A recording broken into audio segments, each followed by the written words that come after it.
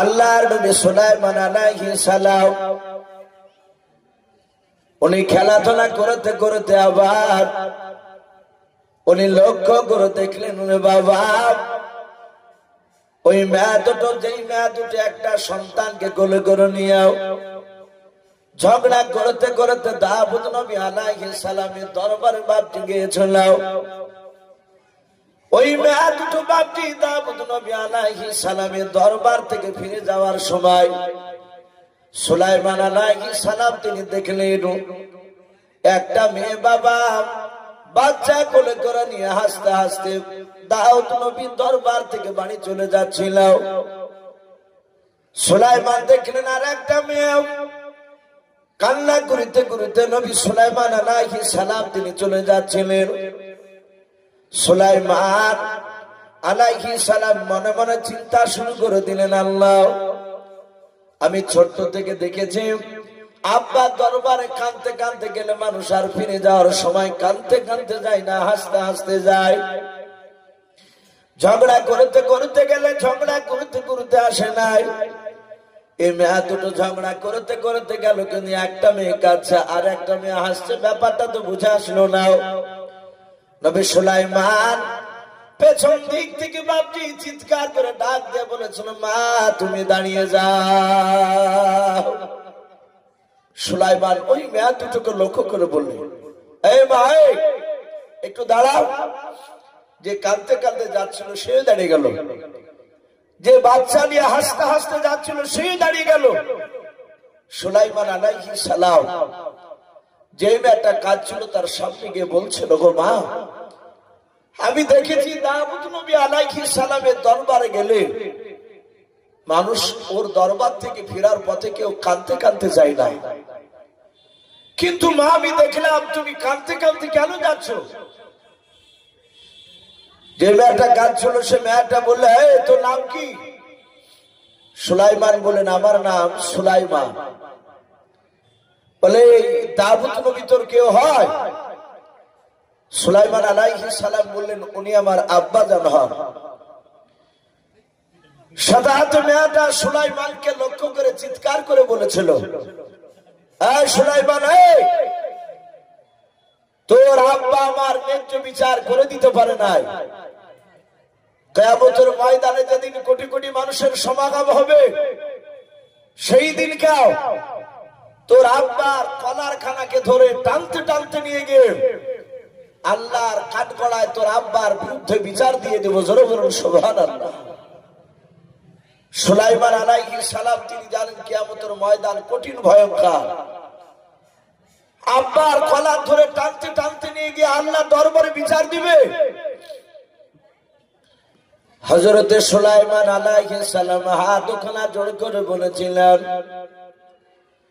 ওগো মা তুমি আমার আব্বার বিরুদ্ধে কেন বিচার দেবা? বলে আমার আব্বা এমন কি ন্যায্য বিচার করে দিতে পারে নাই? যেই মেয়েটা কেঁদেছিল সেই মেয়েটা ডাকতে বলেছিল, বাবা সুলাইমান শুনে নাও, তোমার আব্বা আমাদের সঠিকভাবে বিচার করে দিতে পারে নাই।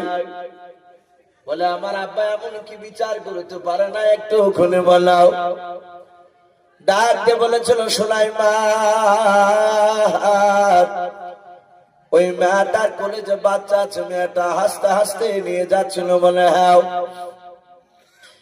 ওই মেয়েটার কলিজার টুকরা বাচ্চা নয়, ওই মেয়েটার কোলে যে বাচ্চা আছে ওই বাচ্চাটা আমার কলিজার টুকরা বাচ্চাও। সুলাইমান বলেছিল, মা ওই মেয়েটার বাচ্চা না, তোমার যে কলিজার টুকরা বাচ্চা। তাহলে মা বললাম তুমি কেন কান্না করেছো? আর ওই মেয়েটার কোলে কেন বাচ্চাটা আছে বলো? তোমার বাচ্চা তোমার কোলে কেন না, একটু খুলে বলাও। ডাকতে বলেছিল, সুলাইমান ওই কারণে তো আমি বলেছি তোমার আব্বা ন্যায্য বিচার করে দিতে পারে নাই। ডাকতে সুলাইমান বলেছিল, গো মা বলো এমন কেমন করে ঘটনা ঘটলো বলো। ডাকতে বলেছিল, সুলাইমান আমার কলিজার টুকরা সন্তান নিয়ে আমি ময়দান দিয়ে হেঁটে যাচ্ছিলাম। প্রচন্ড রৌদ্রের সময় শরীর ক্লান্ত হয়েছিল, তাই আমি একটা গাছের ছায়া তলে শুয়ে গিয়েছিলাম। ওরে সুলাইমান, আমার বেটাকে আমি মাটির উপরে শুয়ে রেখেছিলাম। আমার নিদ্রা চলে গিয়েছিল, আমি ঘুমে গিয়েছিলাম। হঠাৎ করে যখন আমার ঘুমটা ভেঙে গেল, ঘুম থেকে জাগার উপর আমার সন্তানকে আমি কোলে নিয়ে নিলাম। ওরে সুলাইমান, ওই মেয়েটাও দেখলাম আমার পাশে শুয়েছিল। মেয়েটার ঘুমটা ভেঙে যাওয়ার পর আমার ছেলেরা হাত কানকে চেপে ধরে বলেছিল, ওরে তুমি আমার সন্তানকে কেন ধরলাও? আমি বললাম, বোন, এ বাচ্চা তোমার নয়। কিন্তু মেয়েটা শুনে নাই রে বাবা। যোজনার মধ্যে আমার সন্তান নিয়ে ঝামেলা শুরু হয়ে গেল। আমি বললাম, বোন, এভাবে ঝামেলা করে ফয়সালা করা যাবে না। চলো, আমাদের দেশের নেতা, আমাদের দেশের সবচেয়ে বড় নবী পয়গম্বর হযরত দাউদ নবী আলাইহিস সালাম রয়েছেন। উনি বাদশাহ, নবীর কাছে গেলে নিশ্চয় নবী আমাদের ফয়সালা করে দেবে, আমরা মেনে নেব। এই সুলাইমান, আমরা দুজনেই ঝগড়া করতে করতে তোমার আব্বার দরবারে গেলাম। তোমার আব্বা আমাদের দুজনের কথা শোনার পর বাবা, ওই মেয়েটা অভিনয় করে বেশি বেশি করে কেঁদেছিল। তাই তোমার আব্বা অভিনয়ের কান্না বুঝতে পারলো না, আমার বাচ্চাটা মেয়েটার পাওনা করে দিল। ওরে সুলাইমান, এই কারণে আমি তোমার আব্বাকে মাফ করবো না, ক্ষমা করবো না। কিয়ামতের ময়দানে তোমার আব্বার বিরুদ্ধে বিচার দিয়ে দেব। সুলাইমান বলেছিল, মা শুনে নাও, আমি গিয়ে যদি আব্বার কাছে গিয়ে দ্বিতীয়বার যদি চিন্তাটা ভাবনা করে করতে বলে বলো, তাহলে তুমি বিচারটা মেনে নেবে কেনাও? যে মেয়েটা কাঁদতে কাঁদতে গিয়েছিল বললো, বাবা আমি অবশ্যই মেনে নেব। যে মেয়েটা হাসতে হাসতে যাচ্ছিল সেই মেয়েটা বললো, সুলাইমান তোমার আব্বার কাছে দ্বিতীয়বার গেল, 50 বার নিয়ে গেল, আমি মেনে নেব, চিন্তা নাই। কারণ মেয়েটা বুঝেছিল সুলাইমানের আব্বার কাছে যতবার যাওয়া যাবে ততবারই বাচ্চাটা আমার পাওনা করে দেবে। নবীকে একবার যা জবান দেবে সেটা 1000 বার বিচার করলে ওটাই করবে, অসুবিধা নাই। বাবা চলো, আমি যেতে রাজি আছি। হযরতে সুলাইমান আলাইহিস সালাম ওই মেয়ে দুটোর হাত দুখানা ধরে টেনে টেনে টেনে টেনে দাউদ নবী আলাইহিস সালামের দরবারের বাড়িতে নিয়ে যাচ্ছেন। দাউদ নবী আলাইহিস সালাম উনি তাকে দেখলেন যে মেয়ে দুটোর আমি বিচার করে দিলাম। ওই মেয়ে দুটোর হাত দুখানা ধরে আমার সন্তান টেনে নিয়ে আসছে। হযরতে সুলাইমান মনে মনে চিন্তা করলেন, মাওলাও আমি গিয়ে যদি বলি আব্বা আপনি বিচারটা ভুল করেছেন, তাহলে আব্বার সম্মানের হানি হয়ে যাবে। না না, আমি আব্বাকে এই কথা বলবো না, এমন কায়দায় কথা বলবো যেন আব্বার সম্মান নষ্ট না হয়। সুলাইমান কাছে গিয়ে হাত ওখানে জোর করে বলেছিল, ওগো আব্বা জান, আপনি মেয়ে দুটোর বিচার করেছেন বলে? হ্যাঁ বাবা, আমি আপনার সন্তান হয়ে অনুরোধ করেছি আব্বা জান, আপনি বিচারটা আপনি উত্তর করে নেন, ফিরিয়ে নেন। ওগো আব্বা জান, আপনি পুনরায় চিন্তা ভাবনা করে বিচারটা করো। দাউদ নবী আলাইহিস সালাম উনি মনে মনে চিন্তা করলেন, আমি বিকল্প এমন কি বিচার করব? আমি তো একবার বিচার করেছি। উনি চিন্তা করলেন, আমার সন্তান যখন টেনে নিয়ে এসেছে, আমার মনে হয় এই বিচারটা আমার সন্তান সুলাইমান 4 থেকে 4.5 বছর বাচ্চাই করে দিকে দিবে। সুলাইমান বললেন, ওগো আব্বা আপনি বিচার করুন। দাউদ নবী কিছুক্ষণ চুপ করে থাকার পর বললেন, বাবা এই বিচার আমি করব না। বলে, কে করবে? বলে, তুমি আমার সন্তান, ছোট্ট বাচ্চা ছিলে, এই মেয়ে দুটোর ন্যায্য বিচার তুমি করে দেখে দাও। সুলাইমান আলাইহিস সালাম তিনি মুচকে মুচকে হাসছে, বলে, আব্বা আমি বিচার করব? বলে, হ্যাঁ। সুলাইমান পেছন ঘুরে মেয়ে দুটোর দিকে লক্ষ্য করে বললেন, ওগো মা, আমার আব্বা বিচার করবে না, বিচার ঘুরে নিয়েছে, আমাকে বিচার করার হুকুম দিয়েছে, আপনারা কি দুজন মানবে? ওরা দুজনায় চিৎকার করে বলল, সুলাইমান আমরা মানতে রাজি আছি। হযরতে সুলাইমান আলাইহিস সালাম মেয়েটার কাছে, যে মেয়েটার কাছে বাচ্চা ছিল তার থেকে হাত ওখানে বাড়িয়ে বলেছিল, মা তোমার বাচ্চাটা আমাকে দিয়ে দাও। হযরত সুলাইমান আলাইহিস সালাম বাচ্চাটা নেওয়ার পর দাউদ নবী আলাইহিস সালামের কোলে বাপ যে বাচ্চাটা দিয়ে সোজা দৌড়ে ঘরের দিকে চলে গেলেন। হযরত দাউদ নবী আলাইহিস সালাম উনি মনে মনে চিন্তা করেছেন, মাওলা আমি মনে হয় আমার ছোট ছেলে বাচ্চা সুলাইমানকে বিচার করতে বলে আমি ভুল করে ফেলেছি। সুলাইমান বিচার করব বলে আমার কোলে বাচ্চা দিয়ে ঘরে কেন দৌড়ে চলে গেল? হযরত দাউদ নবী আলাইহিস সালাম ঘরের দিকে তাকিয়ে আছেন, সুলাইমান কেন আসে নাই? তাফসীরে লেখা আছে সুলাইমান কিছুক্ষণ পর বাপজি ফিরে আসতেছে। সুলাইমানের হাতে বাপজি একটা ধারালো বাপজি অস্ত্র হোসেও। হযরত সুলাইমান আলাইহিস সালাম ওই হোসেখানা হাতে করে নিয়ে আসার পর দাউদ নবী আলাইহিস সালামকে বলেন, ওগো আব্বাজান দয়া করে আপনার সন্তানটা আমাকে দিয়ে দাও। আপনাকে যে বাচ্চাটা রাখতে দিয়েছি আব্বা, এই বাচ্চাটা আপনি আমাকে দিয়ে দাও। সুলাইমান দাউদ নবী আলাইহিস সালামের কাছ থেকে নিয়ে নিলেন। নেয়ার পর মেয়ে দুটোর সামনে বাপটি একটা জায়গায়, ভালো জায়গা সন্তানকে রেখে দিও। ডান হাত বাপটি সেখানে ধরে আছে। সুলাইমান মেয়ে দুটোর দিকে লক্ষ্য করে ডাক দিয়ে বলেছিলেন, ওগো মা এই বাচ্চাটা পুরোটা যদি তোমাকে দিয়ে দিই গো মা, তোমার কোলটা ভরে যাবে আর ওই মেয়েটার কোলটা খালি হয়ে যাবে, ভরবে নাও। এই মাই বাচ্চাটা তোমাকে না দিয়ে যদি দিত মেয়েটাকে, এই মাটাকে যদি আমি বাচ্চাটা দিয়ে দিই এর কোলটা ভরে যাবে, তোমার কোল ভরবে না মা, ন্যায্য বিচার হবে না। আর ন্যায্য বিচার আমি সুলাইমান যদি না করতে পারি তাহলে কিয়ামতের ময়দানে তুমি তো আমার আব্বার মতো আমারও বিরুদ্ধে তুমি বিচার দিবা। বলে হ্যাঁ। হযরত সুলাইমান ডাক দিয়ে বলেছিলেন, মা আমার হাতে হোসা দেখতে পাচ্ছ? বলে হ্যাঁ তোমার হাতে আমরা হোসাখানা দেখতে পাচ্ছি। সুলাইমান আলাইহিস সালাম ডাক দিয়ে বলেছিলেন, ওগো মা এই বাচ্চাটা যে আমি মাটিতে শুয়ে রেখেছি তোমাদের বাচ্চা? বলে হ্যাঁ। দুজনায় দাবি করেছে তোমাদের বাচ্চা। এই বাচ্চার দুই পায়ের মাঝখানে হোসাখানা বেঁধে দিয়ে আমি ফড়ফড় করে ফেড়ে ফেলবো। অর্ধেকটা বাচ্চা তোমাকে দিব আর অর্ধেকটা বাচ্চা তোমাকে দেব, দুজনায় সমান সমান পেয়ে যাবে। মা বলো বিচার ন্যায্য হলো কিনা? যে মেয়েটা সুলাইমান আলাইহিস সালাম বাপজি দেখেছিলেন, যে মেয়েটা বাচ্চা কোলে করে নিয়ে বাবা হাসতে হাসতে যাচ্ছিল, ওই মেয়েটা ডাক দিয়ে বলেছিল, সুলাইমান তুমি অটাদি করে জবাই করে দিলাও, আমি তোমার বিচারটা মানতে রাজি আছি। হযরত সুলাইমান বাপজি কথা শোনার পর ও সেখানে দুই পায়ের মাঝখানে বাপজি বেঁধে দিয়াও টান মারতে যাবে।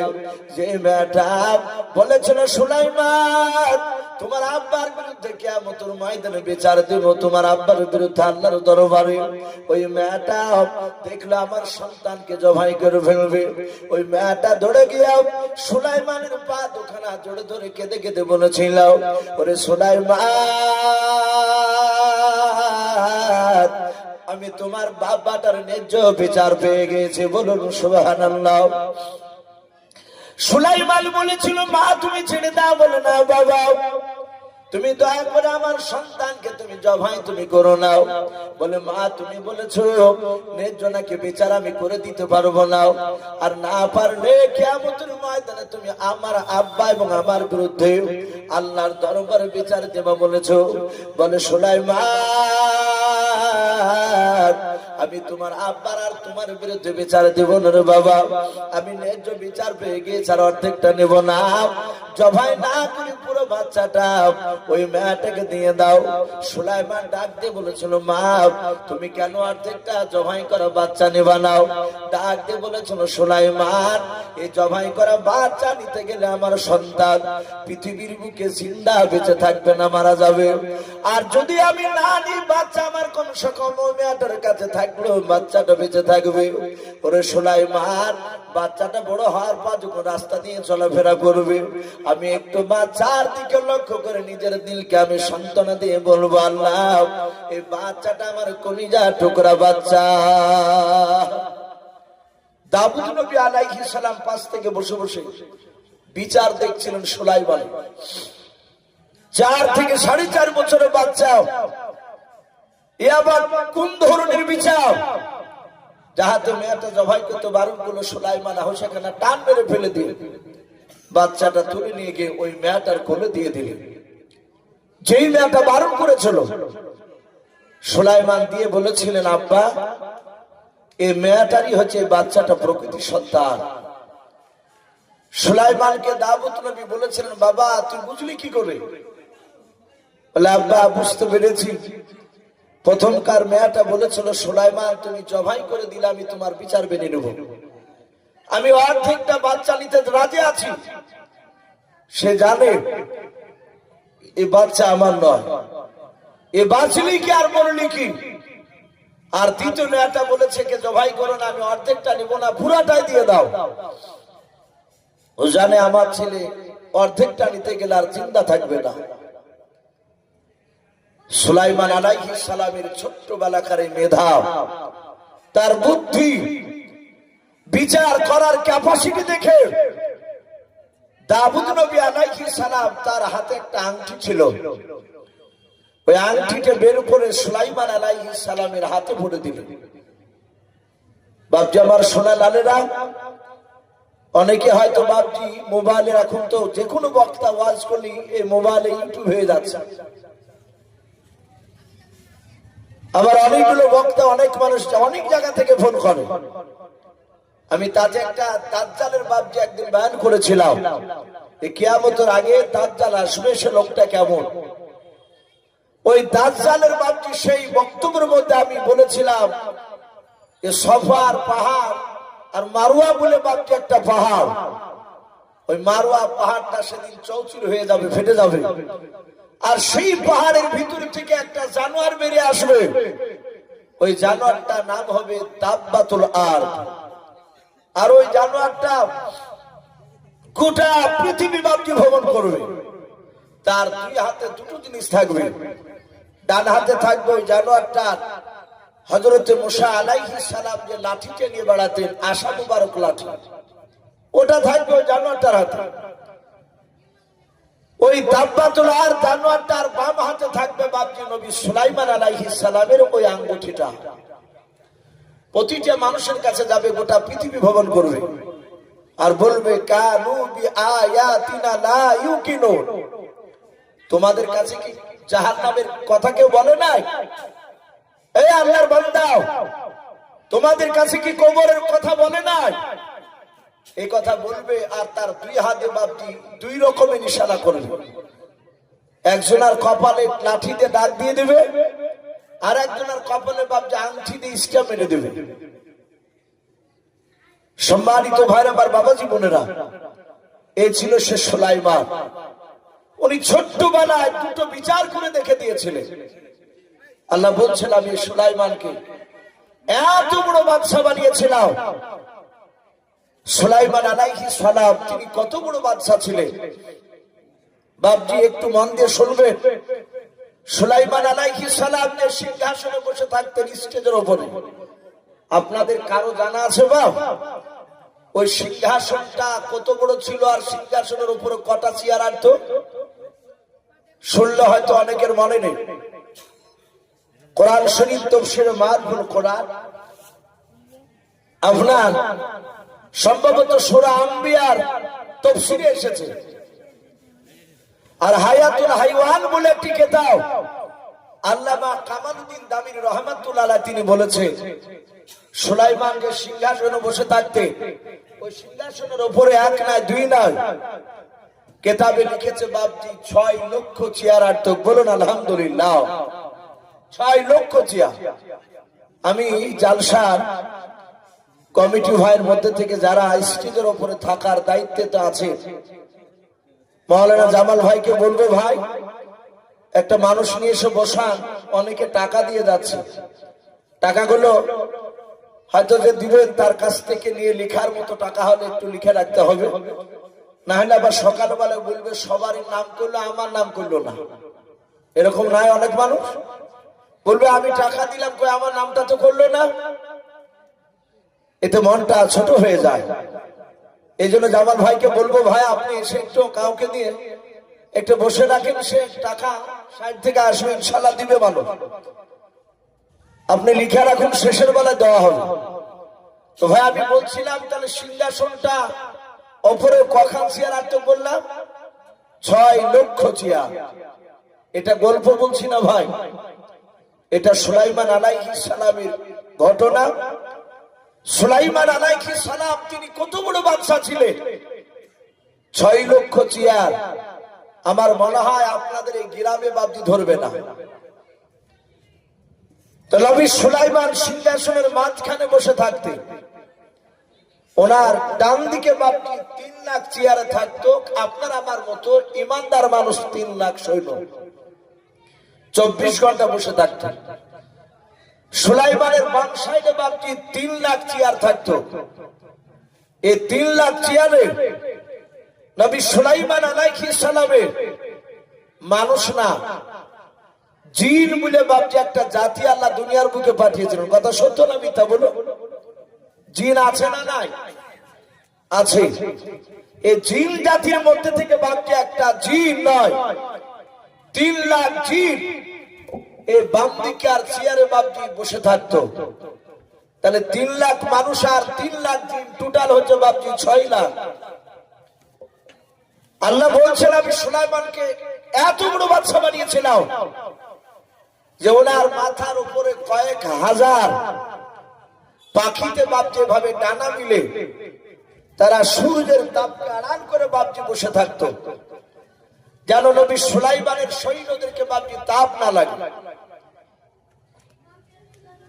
নবী সুলাইমান বাবজি আমরা একটু গুছিয়ে বসি বাপ। আর যারা রাস্তায় একটু দাঁড়িয়ে আছেন ভাই আমি অনুরোধ করবো দাঁড়িয়ে না থেকে একটু যদি দিনের মজলিসে যদি মহব্বতে বসতে খুব ভালো হতো। আর যেহেতু প্রতিটা বাবজি ভাই মা বোনেরা জানেন এটা এটা মাদ্রাসার উন্নতি গল্পে জালসা। আমি আব্দুল সালাম সাহেবের আমি নাম বহু জনের মুখে শুনেছিলাম। আমার পূর্বেকার বক্তা ওনার প্রশংসা করছিলেন। আমি মানুষকে বসে রেখে বাবজি তার সামনে প্রশংসা করা ঠিক নয়। তবু আমি ইশারাতান বলতে চাইছি আমি বড় বড় অভিজ্ঞ ব্যক্তি আলেমদের মুখ থেকে শুনেছি। উনি আপনাদের এলাকার এই দেশেরই বাবজি আপনার ছেলে। উনি একটা হাই র্যাঙ্কের বাবজি একটা বড় মাপের তিনি হাফেজ, খুবই বড় মাপের হাফেজ। তো সেই মাদ্রাসা আপনাদের এলাকার মধ্যে সবচেয়ে পুরানো মাদ্রাসা। ইনশাআল্লাহ এই মাদ্রাসা আশা করি আগামী দিন এর যে উন্নতির দিকে যাবে ইনশাআল্লাহ। আমি অনুরোধ করব যে সব বাপজি ভাইরা এসেছে আপনারা চলে না গিয়ে একটু জমে বসুন। মা বোনেরা আপনাদের জায়গায় বসুন জমে জমে। আর বাপজি ভাইরা রাস্তায় দাঁড়িয়ে না থেকে আপনারা এসে একটু ভিতরে বসে যান। আর যারা টাকা দেওয়ার নিয়াত করে এসেছে যে মাদ্রাসায় আমরা টাকা দিব ইনশাআল্লাহ তাদেরকে বলবো আপনারা আসুন, দুজন একজন করে আসুন। আর এই সাইডে হাফেজ সাহেবের হাতে দেন, খাতা লিখে রাখবেন। শেষের বেলাতে ইনশাআল্লাহ আপনাদের কাছে কিছু চাই আবার দোয়া করা হবে। তো ভাই আমি বলছিলাম নবী সুলাইমান আলাইহিস সালাম তিনি এত বড় বিশাল সিংহাসনে বসে থাকতেন। আল্লাহ বলছেন আমি সুলাইমানকে এমনই আমি তাকে ক্ষমতা দিয়েছিলাম, আমার বাতাস আমি সুলাইমানে তাবে করে দিয়েছিলাম। বলুন সুবহানাল্লাহ। আজ যেমন আমরা 4 চাকায় 2 চাকায় প্লেনে বিভিন্ন যানবাহনে বাপকে আমরা যাতায়াত করি, অনেক মানুষ আমরা করি। নবী সুলাইমান উনি বাতাসের সাহায্যে হুকুমে এই সিংহাসন নিয়ে বাপকে আকাশ পথে উড়ে যাতায়াত করতেন। বলুন সুবহানাল্লাহ। 6 লক্ষ সৈন্য চেয়ার নিয়ে সিংহাসন নিয়ে বাপজি আসমানে উড়ে যাতায়াত করতে। কত বড় বাদশা।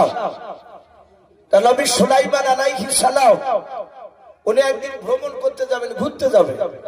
আল্লাহ কোরআনে বলেছেন ওয়া হুশিরা আলি সুলাইমানা জুনুদুহু মিনাল জিন্নি ওয়াল ইনসি ওয়াত তায়রি ফাহুম ইউজাউন। সুলাইমান আলাইহিস সালাম জিন আর মানুষ আর পাখিদেরকে লক্ষ্য করে ডাকতে বলেছিলেন, এই জিন আর মানুষ, এই পাখিরা, এই তোরা কি আমার সাথে ঘুরতে যাবি? সুলাইমান আলাইহিস সালামের কথা শুনে বাবা জিন আর মানুষ আর পাখিরা তাদের আপন আপন ভাষায় নবী সুলাইমানকে ডাক দিয়ে বলেছিল, ওগো নবী সুলাইমান, আপনি যেই দিকে নিয়ে যাবেন আকাশ পথে আমরা সেই দিকে যেতে রাজি আছি। আল্লাহর নবী সুলাইমান আলাইহিস সালাম উনি দেখলেন আমার সাথে যেতে রাজি আছে। সুলাইমান আলাইহিস সালাম সঙ্গে সঙ্গে বাপজি আপনার বাতাসকে ইশারা করে বলেছিলেন, বাতাস আমার সিংহাসন কেন আকাশ পথে উড়ে নিয়ে চলাও। হযরত সুলাইমান আলাইহিস সালাম যাহাতে ইশারা করলেন বাবা, আর 6 লক্ষ সৈন্য সিংহাসন নিয়ে বাবা আকাশ পথে বাপজি পাড়ি দিতে শুরু করে দিল, উড়তে লাগলো। আল্লাহর নবী সুলাইমান অনেকটা দূর বাপজি সিংহাসনে উড়ে যাওয়ার সময় কিতাবে পাওয়া যায় সুলাইমান জি বাপজি মাঠটাতে নামবেন, যে জায়গায় বাপজি আপনার নামবেন, সুলাইমান ওই দূর থেকে আকাশ পথ থেকে বাপজি ময়দানের দিকে তাকালেন। সুলাইমান বলেন, আমি দেখলাম ওই ময়দানে একটা পিঁপড়া নাই, দুটো পিঁপড়া নাই, হাজার হাজার লক্ষ লক্ষ পিঁপড়া দেখলাম ওই ময়দানে তারা ঘোরাফেরা করেছিল। ভাই ভাই আমি আপনাদেরকে অনুরোধ করবো, ভাই এটা জালসা, আর কমিটি ভাইদেরকে বলবো, ভাই আপনারা একটু লক্ষ্য রাখুন, ওনাদের ঝামেলাটা একটু মিটিয়ে দেওয়ার ব্যবস্থা করুন।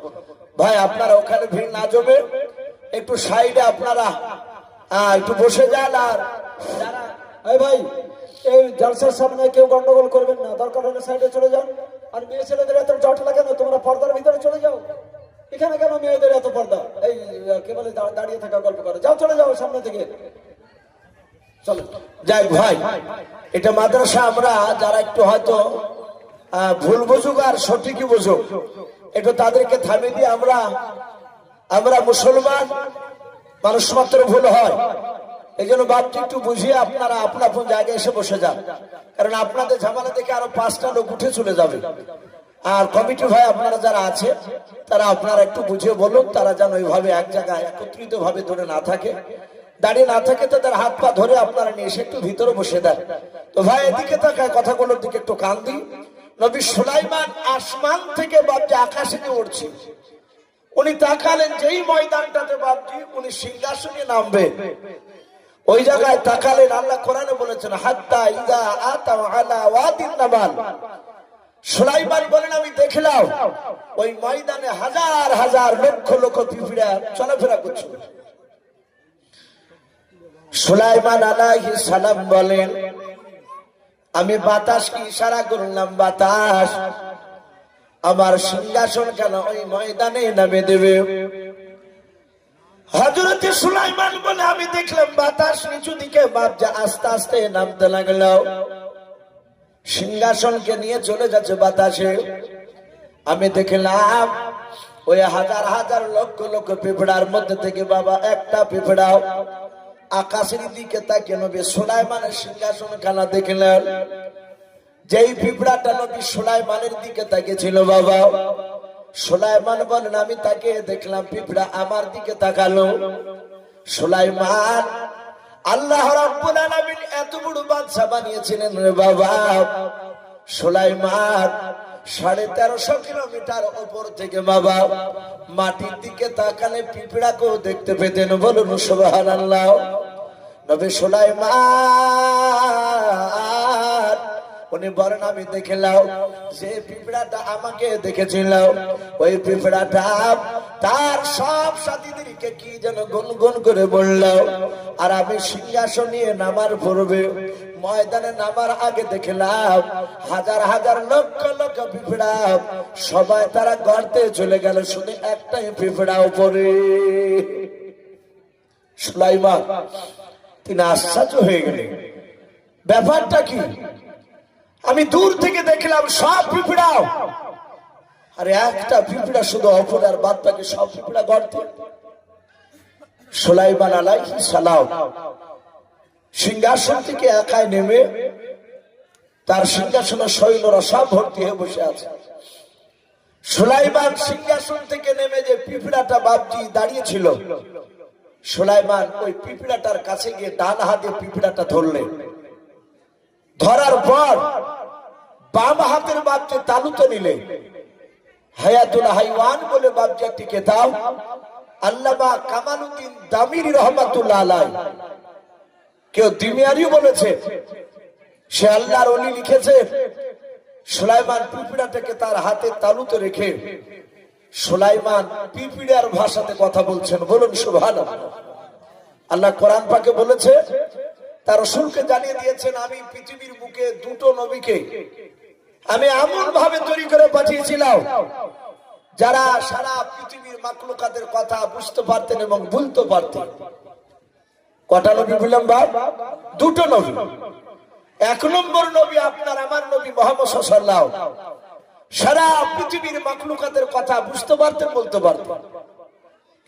হাদিসে এসেছে নবীর সাথে গাছে কথা বলেছিল, পাথরেও কথা বলেছিল, জংলা উট এসে নবীকে ইশারায় উটের ভাষায় নবীর সাথে কথা বলেছে। দুই নাম্বার, আল্লাহর নবী জনাবে মুহাম্মদ রাসূলুল্লাহ সাল্লাল্লাহু তাআলা আলাইহি ওয়াসাল্লাম বলেন, আরেকজন আমার নবী ভাই ছিলেন সুলাইমান আলাইহিস সালাম, উনিও সারা পৃথিবীর সবার সাথে কথা বলতেন। জি, এরা তো নবী সুলাইমানের কথা শুনতো, তাবে ছিল। পাখিরা নবী সুলাইমানের তাবে ছিল। বাঘ, ভাল্লুক, সিংহ সব নবী সুলাইমানের তাবে। আল্লাহর রাসূল সাল্লাল্লাহু তাআলা আলাইহি ওয়াসাল্লাম নবী সুলাইমান পিঁপড়াকে ডাক দিয়ে পিঁপড়ার ভাষা বলছে, এই পিঁপড়া, এই তুই তোর প্রজাদেরকে কেন গর্তে দিতে বললি, তোর সাথীদেরকে?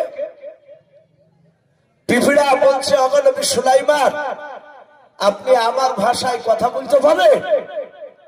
পিঁপড়া অবাক। নবী বললেন, আমি বলতে পারি, বুঝতে পারি, কিন্তু আমি দূরে ছিলাম, তুই কি যেন বললি করে, ওটা আমি বুঝতে পারলাম না। সুলাইমান বললেন, বল কি বললি? পিঁপড়া ডাক দিয়ে বলেছিল, নবী সুলাইমান, আমরা সবাই আল্লাহর জিকির করেছিলাম। ও নবী সুলাইমান, সমস্ত পিঁপড়ার মধ্যে থেকে আমি আসমানের দিকে যখন তাকালাম, আপনার সিংহাসন কেন আমার নজরে পড়ে গেল, আমি দেখতে পেলাম। ও নবী সুলাইমান, আমি লক্ষ্য করে দেখলাম আপনার সিংহাসনের গতি কেন মনে হলো আপনি আমার বুকে এসে নেমে যাবেন।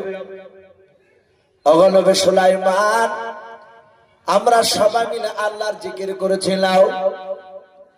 আল্লাহর নবী সুলাইমানকে ডাক দিয়ে পিঁপড়া বলেছিল, হুজুর, এত বড় সিংহাসন খানা আপনার মতো পৃথিবী তার দ্বিতীয় কোথাও নাই। যখন আপনি নেমে যাবেন আর পিঁপড়ারা আপনার সিংহাসন খানা দেখবে, আপনার সিংহাসন খানা দেখতে গিয়ে হয়তো তারা আল্লাহর জিকির থেকে বঞ্চিত হয়ে যাবে। বলুন সুবহানাল্লাহ। ও নবী সুলাইমান, আমি চাই ওরা কেউ দেখেনি আপনার সিংহাসন, তারা নিচের দিকে তাকিয়েছিল। আমি আপনার সিংহাসন আমার আগে আমার সাথীদেরকে, আমার প্রজাদেরকে আমি গর্তে যেতে বললাম। নবী বললেন, সবাই তোর কথা মেনে নিল, একটা দুটো পিঁপড়া তো অস্বীকার করলো না। ডাক দিয়ে বলেছিল, হুজুর, আপনার সিংহাসনের উপরে হাজার হাজার লক্ষ লক্ষ সৈন্য আছে। বলে, হ্যাঁ। এরা সবাই আপনাকে মানে? বলে, হ্যাঁ। অনুরূপ ভাবে ময়দানে যত পিঁপড়া আছে, লক্ষ লক্ষ যে পিঁপড়া দেখেছিলেন, এরাও সবাই আমার নেতৃত্ব মেনে চলে। বলুন সুবহানাল্লাহ। এখন বাপজি প্রশ্ন হচ্ছে যে পিঁপড়ার সাথে নবী সুলাইমান কথা বলেছিলেন, ওই পিঁপড়াটা বেটা ছেলে না মেয়ে ছেলে ছিল, জানা আছে আপনাদের কারো?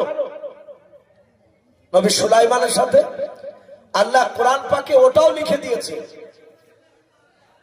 সুলাইমানের সাথে যে পিঁপড়া কথা বলেছিল তালুর উপরে হাতে, ওই পিঁপড়াটা ছিল বাপটি মেয়ে পিঁপড়ে। তাহলে আপনারা বলতে পারেন যে হুজুর কি করে জানা গেল? কোরআন শরীফের সূরাতুন নাম